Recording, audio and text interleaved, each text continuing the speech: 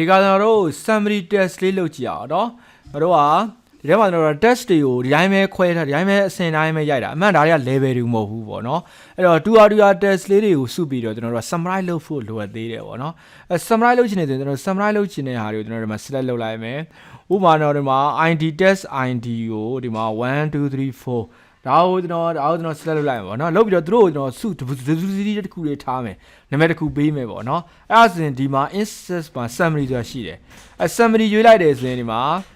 black bar လေးပါလာblack bar လေးပေါ်လာမယ်ဒီမှာ new summary tab ဆိုပြီးတော့လည်းပြနေတယ်ပေါ့နော် okay အဲ့ဒီထဲမှာတော့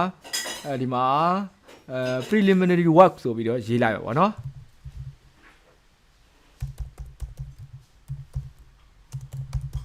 โอเค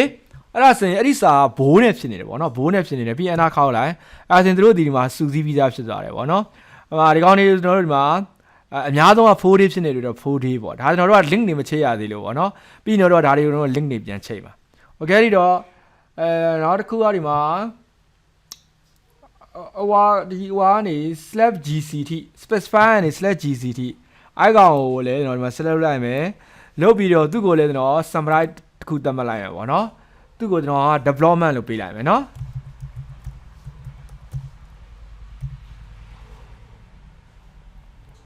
အဲ development လို့ပေးလိုက်မယ်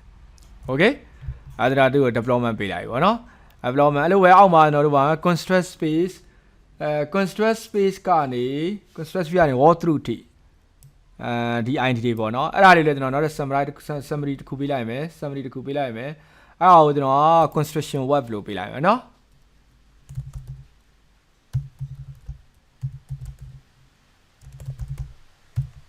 โอเคအောက်မှာကျွန်တော်တို့က organize moves ကနေအဆုံးထိကိုတော့အော်မှာ summary ပေးလိုက်မယ်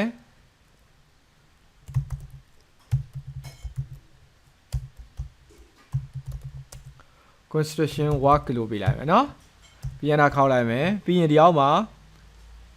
ဒီမှာ organize move ကနေဒီမှာ move ထိပေါ့နော်အဲ့ဒါကိုကျွန်တော် moving plan လို့ပေးလိုက်မယ်summary သွားမယ် movie plan โอเคနော် movie plan လို့ပေးလိုက်မယ်ပြီးရင်ခောက်လိုက်မယ်အဲ့ဒါဆိုဒီမှာအစုလေးတွေဒီမှာသူ့အနေနဲ့ကျွန်တော်တို့ကစူးစီးပြီးသားဖြစ်သွားတယ်โอเคနော်သူတို့ပြီးသားဖြစ်သွားတယ်အဲ့တော့သူတို့ဒီလိုမျိုး summary တွေလုပ်လိုက်ရင်ဘာတွေပါလာလဲဒီမှာ black bar လေးတွေပါပေါ်လာတယ်ဟုတ်ရဲ့နော် black bar လေးတွေသူတို့ရဲ့အများဆုံးရပမာဏတွေကိုယူထားတာပေါ့နော်ဒီဘက်သူ့ရဲ့အောက်ထဲမှာတော့ file တွေကအများဆုံး file တွေကိုယူထားတာပေါ့ဒီဘာကဒါအမှန်မဟုတ်သေးဘူးပြီးရင်တို့ကပြီးရင်သူ့ကိုတို့က link တွေပါတယ်တို့ကချိတ်ရအောင်ပါဗောနော်ဒါကျွန်တော်တို့ကဒီမှာ summary ဟိုဖြစ်တဲ့အားပေါ့ဆိုတော့ခေါင်းစဉ်လေးတွေဒီမှာထပ်ပြီးတော့ထည့်လိုက်တာဗောနော်โอเคဒါကျွန်တော်တို့က WBS လုပ်တယ်လို့ခေါ်တယ်ဗောနော် web breakdown structure လုပ်တယ်လို့လည်းခေါ်တယ်အဲ့တော့ဘယ်ပိုင်းပြီးဆိုတာဒီမှာကြည့်လို့ရတယ်โอเคနော်